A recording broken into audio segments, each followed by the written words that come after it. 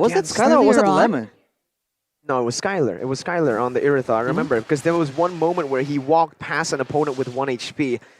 I think it was Aura, yeah, against Aura, when Aura was able to actually 2-0 RRQ. So back at it again, ladies and gentlemen, coming on Esports versus RRQ Hoshi for the Royal Derby.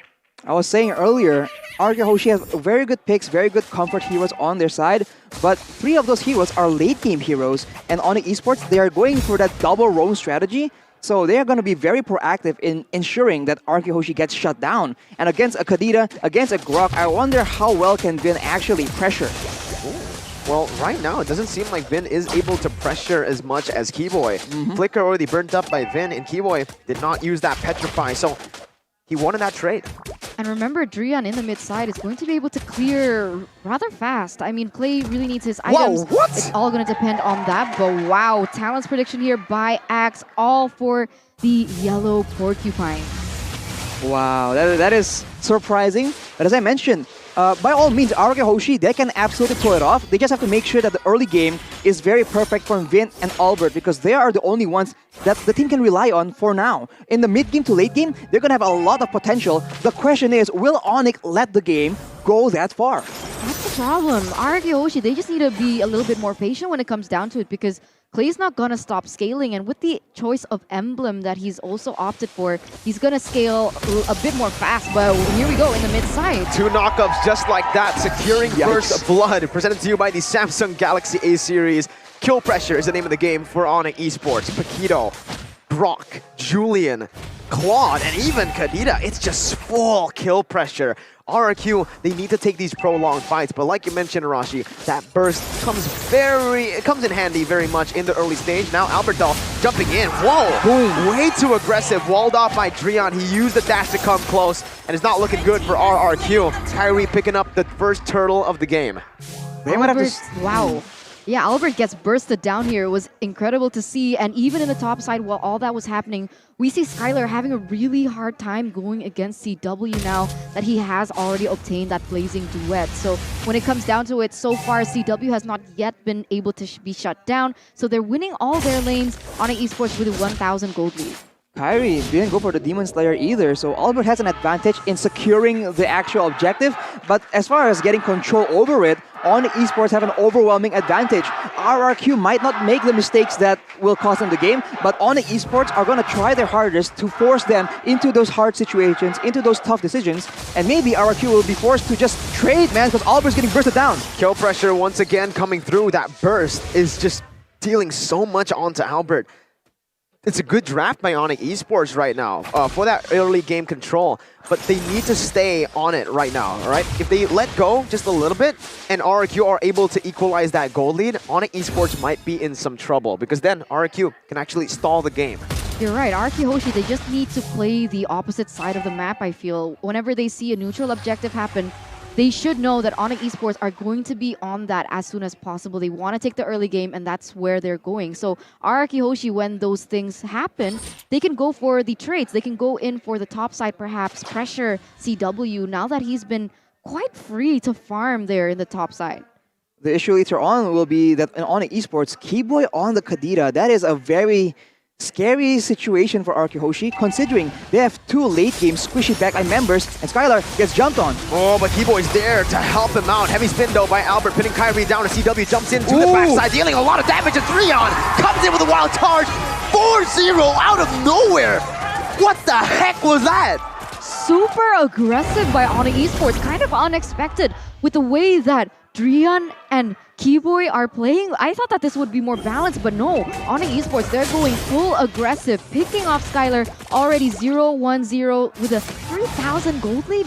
R7 here seems to be opening up the vision of the map, but he might get bursted down with the way the damage is ensuing.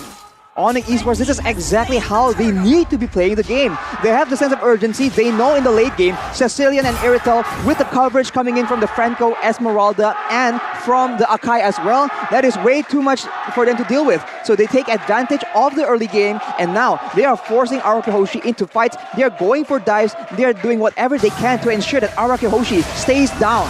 Wow! How do you counter a Franco? Well, if you don't let him get hooks at all, I guess that's Franco kind of useless. 0 hooks so far, and the dual action from Drian and Keyboy is just so effective right now.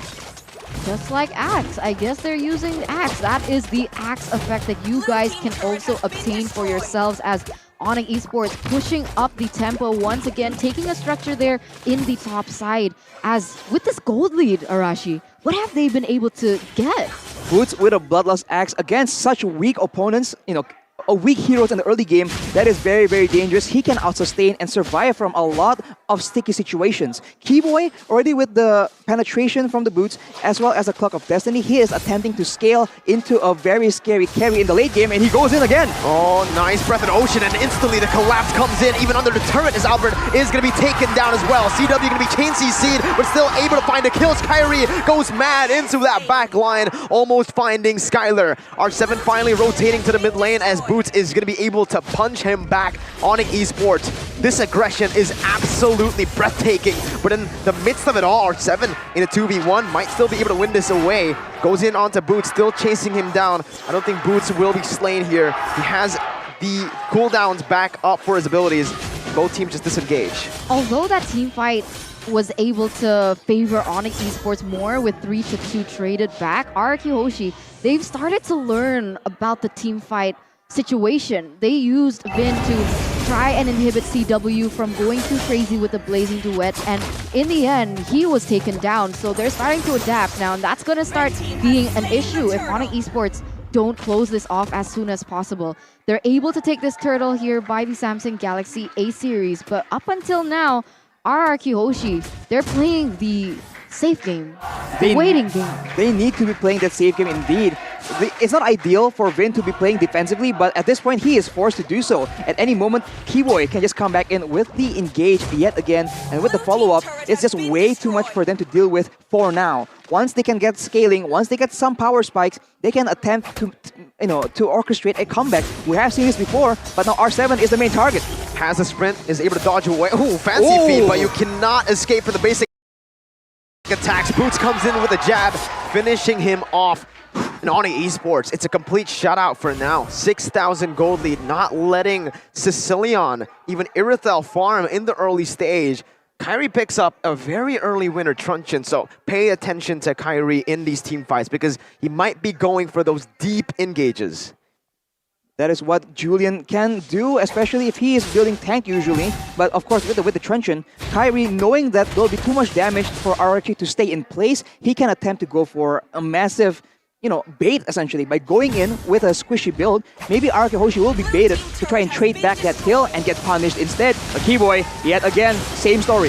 Oh my god, Boots is able to find a kill, but Keyboy now is going to be traded back as Kyrie comes in with Enhanced Chain. Keyboy able to get all of his HP back. Albert caught in the midst of it all. Blazing Duet to melt him down. As Onic Esports pick up a 2-for-0. Kyrie jumps in with the Enhanced Chain. That's the aggression that the Winter Truncheon enables from Kyrie's itemization.